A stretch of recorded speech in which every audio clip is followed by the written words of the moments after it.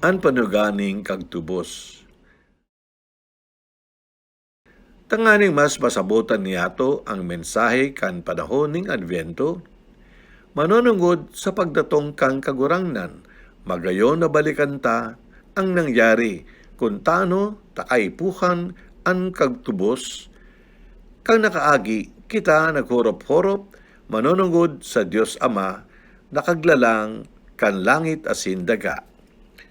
Pagkatapos kan paglalang, nangyari ang pagkasala ning tawo sa Dios. Huli sa pagkasala na ini, nanuga ang Dios na mapadara siya kan kagtubos. Sa ngaran kang Ama, asin kang Aki, asin kang Espiritu Santo. Amen. Sa libro ng Henesis, mababasa niyato ang istorya kan pagkasala ning tawo. Sabi sa istorya, linaag kang Diyos si Adan asin si Eva sa paraiso, asin tinugon na pwede sindang magkakan kan mga bunga ning anuman na kahoy, maliban sa kahoy ning pagkaaram na yaon sa tahaw kang tatamnan sa Eden. Dinolok kang halas si Eva, asin sinugotan na magkakan kan bawal na bunga. Nagpadara sa sugot si Eva, asin nagkakan ni pinapangalad na bunga. Tinawan niya si Adan na nagkakan man. Sa pagkakan ni pinapangalad na bunga, nahulog ang tao sa kasalaan. Asin sa pagkasalang ini, isiniblag sinda kan Diyos sa paraiso, asin nagpoon ang kasakitan sa buhay ning tao. Totoo man o bako ang pangyayaring ini, ang importanteng mensahe kang istorya, iyo na nagkasala ang tao sa Diyos sa dai pagkoyog, disobedience, sa tugon o kabutan kang Diyos. Katakod kay ni, ipinapadidan man kita na igwa ning demonyo o kaiwal kang Diyos na nagsosugot sa tao na maparayo sa Diyos. Sa ladawan kang halas, ipinapahiling sa to ang pagkatuso kang demonyo na danay na nagsosugot, tanganing maloko kita na magsuhay sa Dios araw kang dai pagkuyog sa saiya. Sa pagkasala ning tao, nangaipo kang kagtubos, tanganing mabayadan ning tao ang kasalaan sa Dios. Tao ang dapat magtubos. Alagad, huli sa kadakulaan kan kasalaan, ta Dios mismo ang tinumang kang tao. Kaipuhan man na Dios ang maging kagtubos. Kaya sarong Dios tao, sana ang maninigo na maging kagtubos. Hurita ng ibabaw ang pagkamot asin pagkaherak kan Dios, tulos man sana pagkatapos magkasala ang tao, ang Dios nanuga kan kagtubos.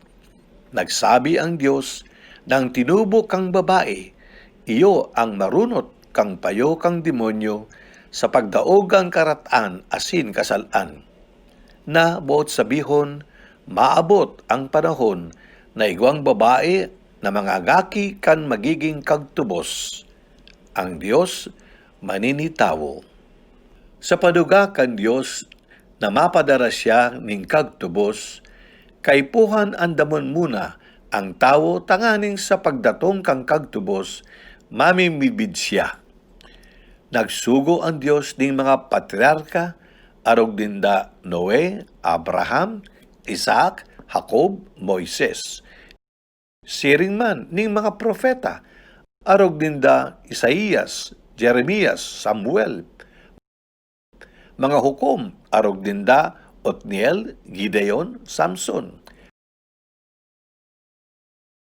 Mga hade, arog dinda Saul, David, asin Solomon.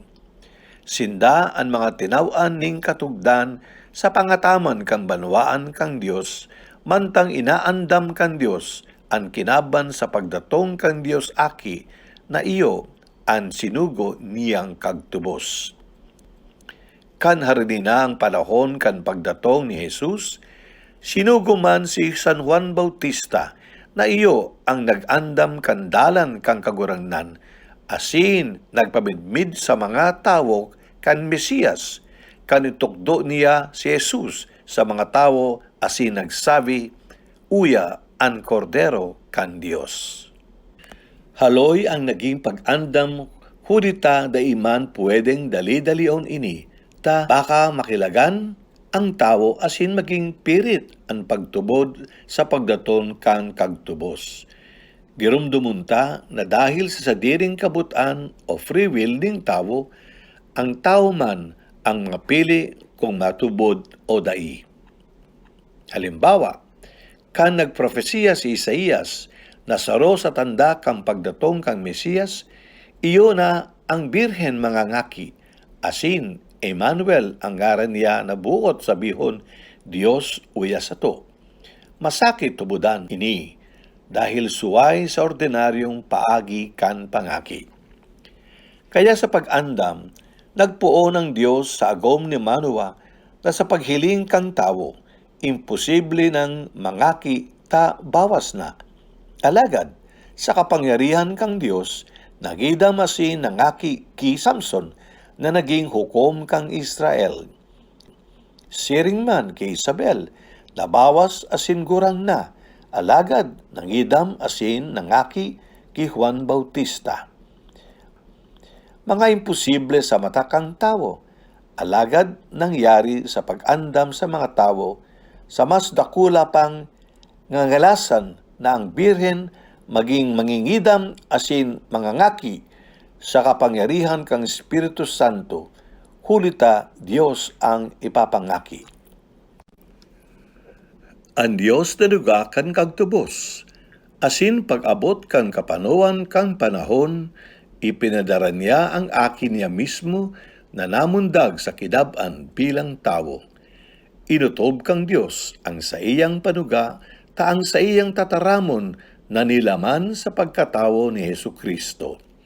Asin sa pagiging makinuyog-kuyog ni Jesus, nabayaran ang kasalan ning dai pagkuyog. Marhay na bareta man nagad para sa to, gabos na magayong ibareta man yato sa bilog na kinab-an. Magduko asin magsilensyo na kita sa pagpamibi. Sa pagtapos, awito niyato ang ibareta sa kinaban.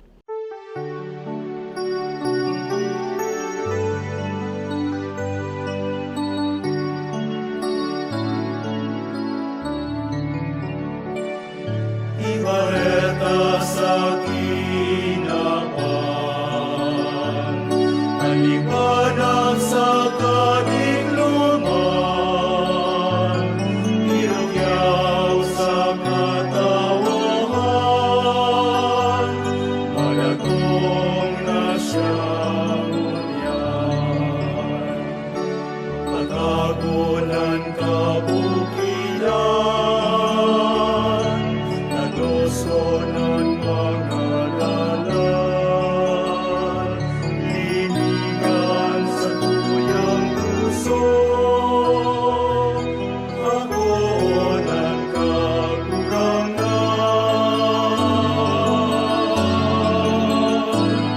Ibareta sa kinaban, ang liwanag sa kadikluman, irugyaw sa katawahan, malatong na siyang unyan.